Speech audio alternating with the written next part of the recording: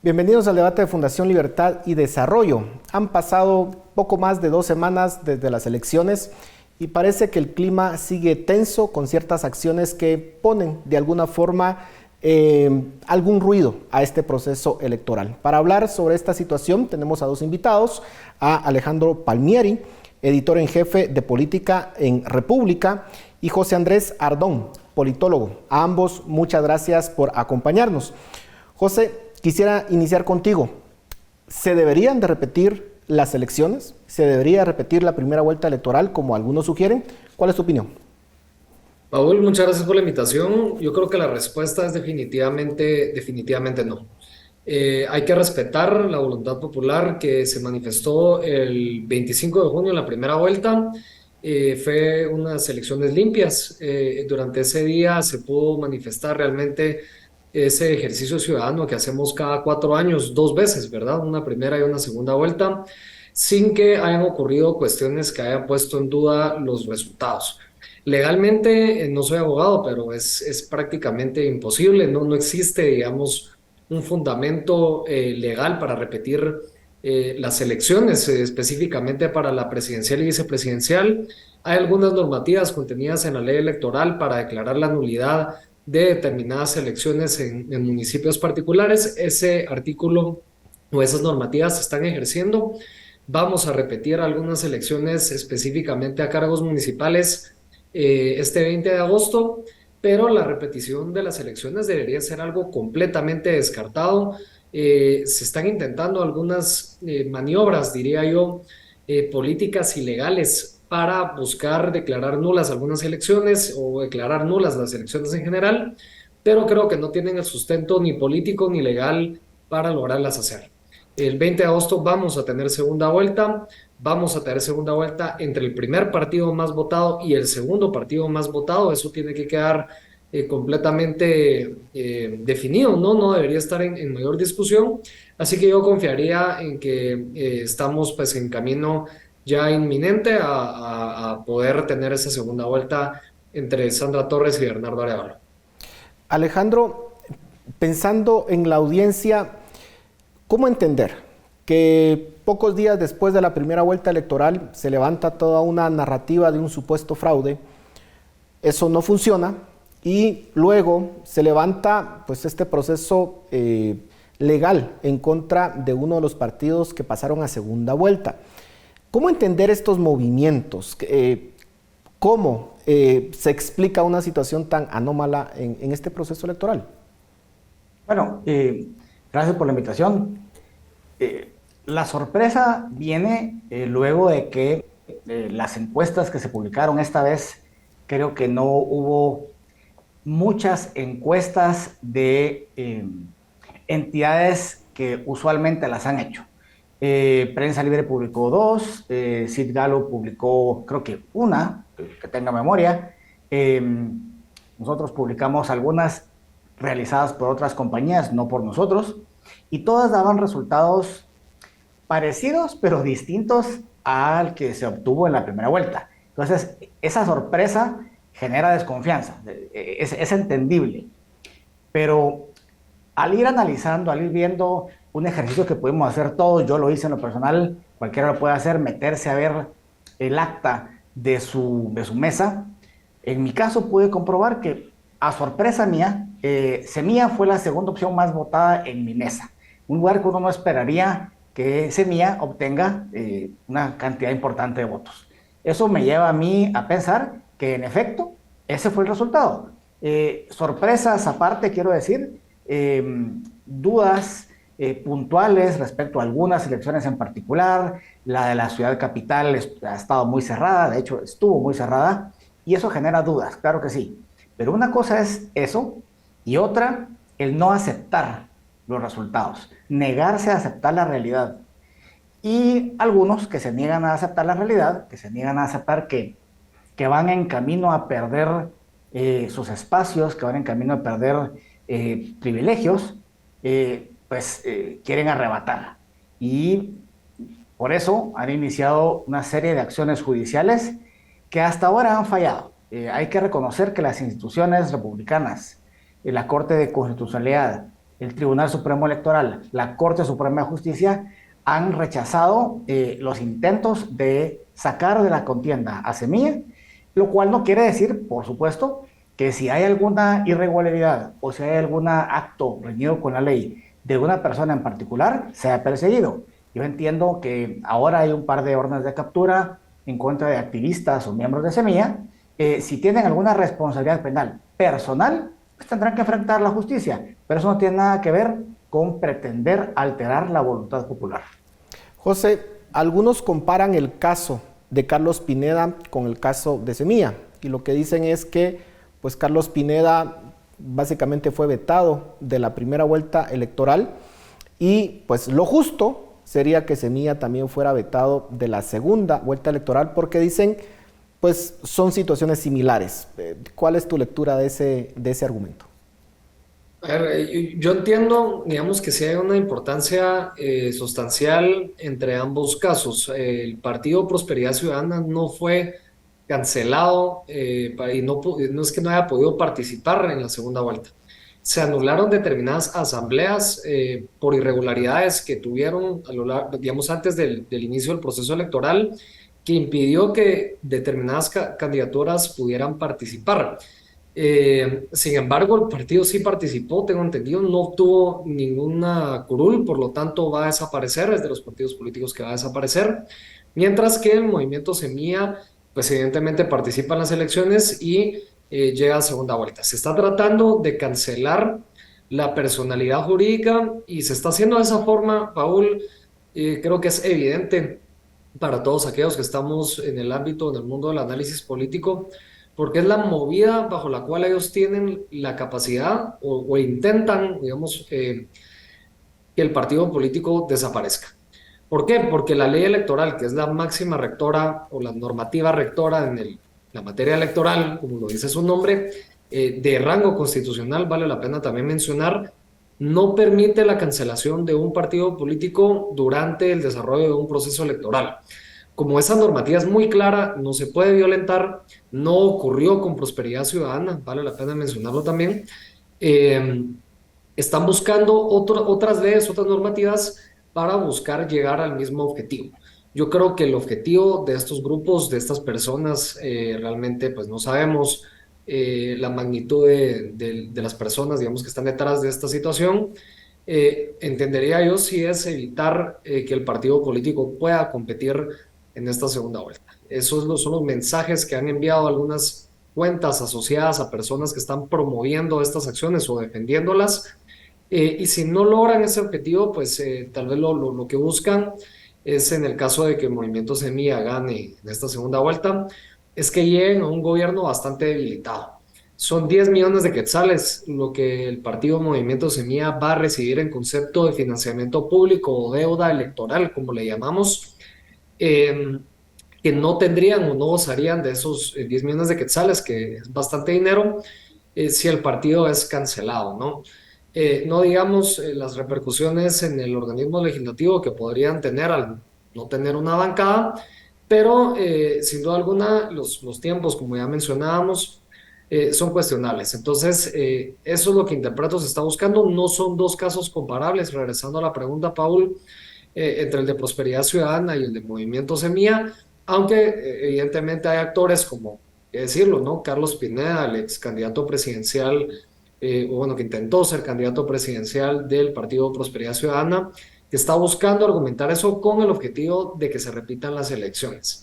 Evidentemente él tiene un interés claro en eso porque quiere competir, entonces no hay que perdernos en ese árbol, en ese bosque de intereses que seguramente van a seguir surgiendo en que se repitan las elecciones.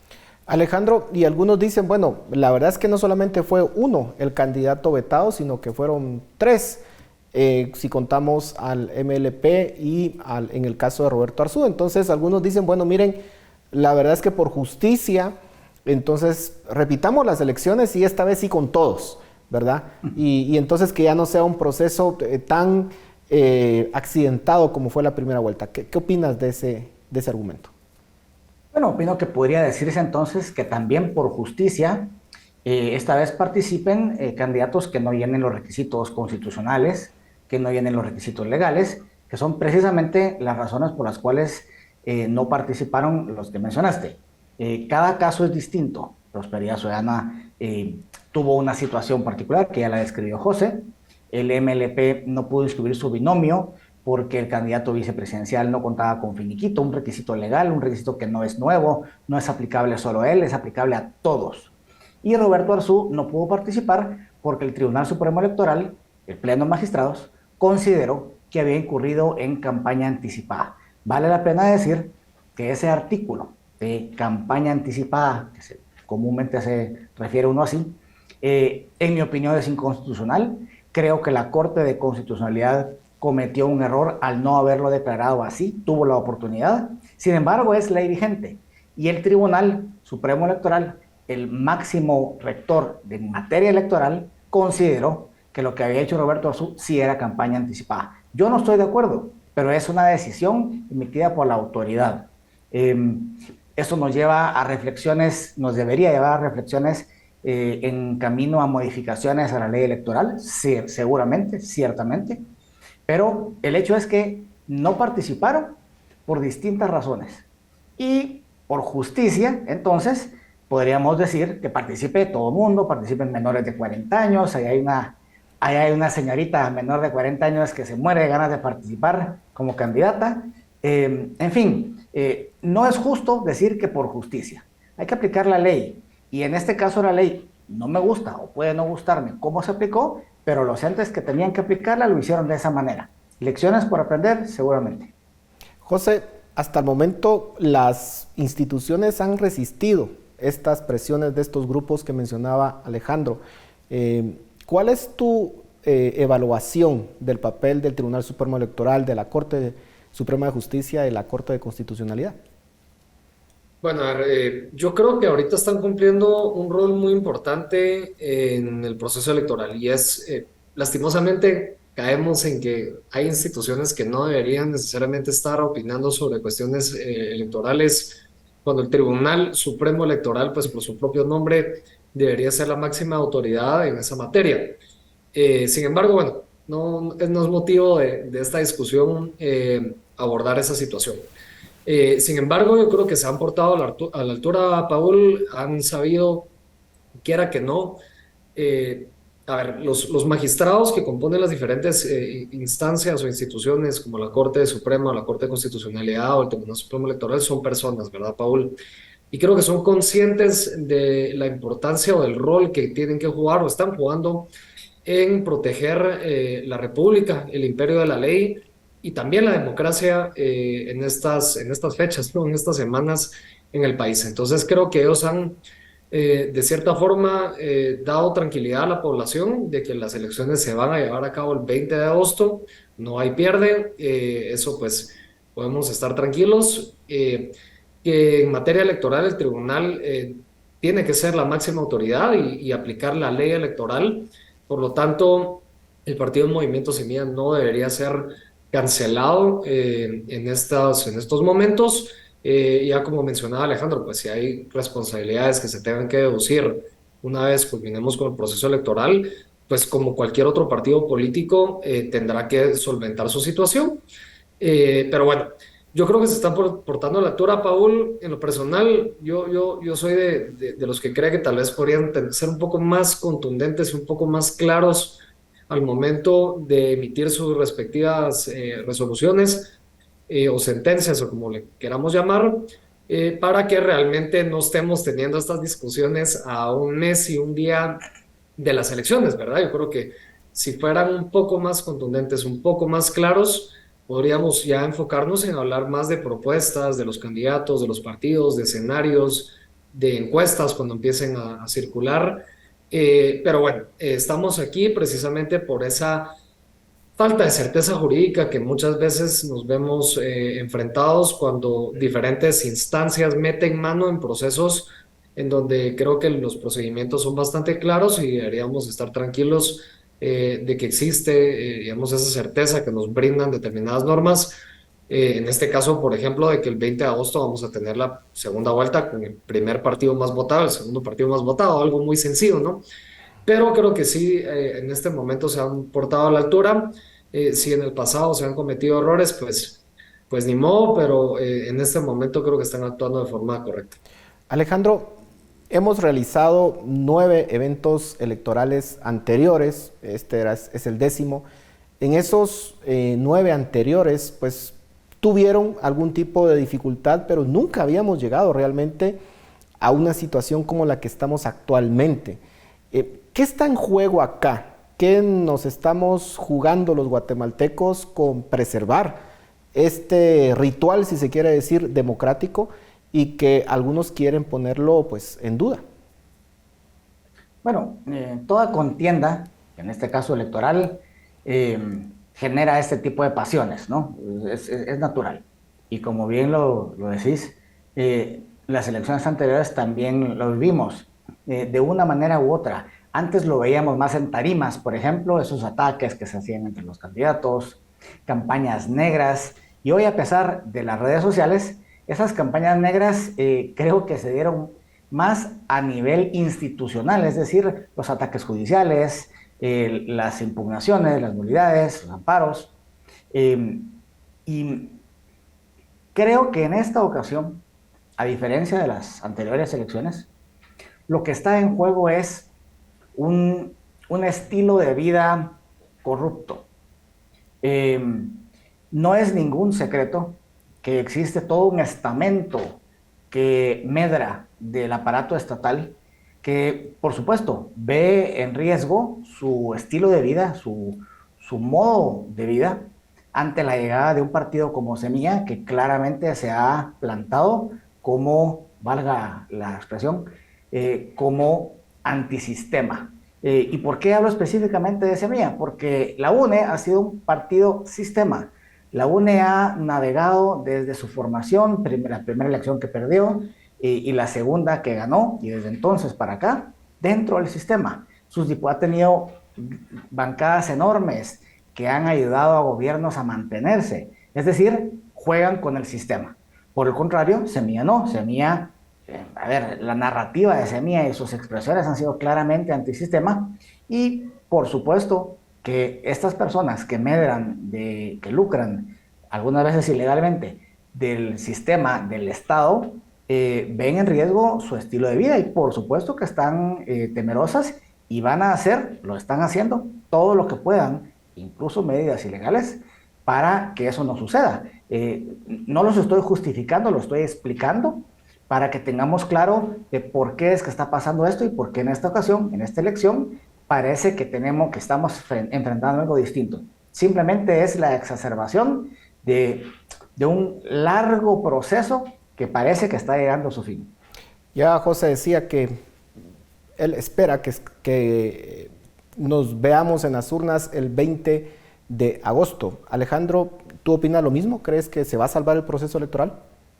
Yo creo que sí. Yo creo que la Corte de Constitucionalidad, al otorgar el amparo provisional a Semilla, aunque debió haber sido más contundente, más clara, es decir, mencionar como fundamento el artículo 92 de la ley electoral, no lo hizo, pero a pesar de ello, fue clara al decir que no se puede alterar el proceso electoral y que debe continuar como va hacia la segunda vuelta.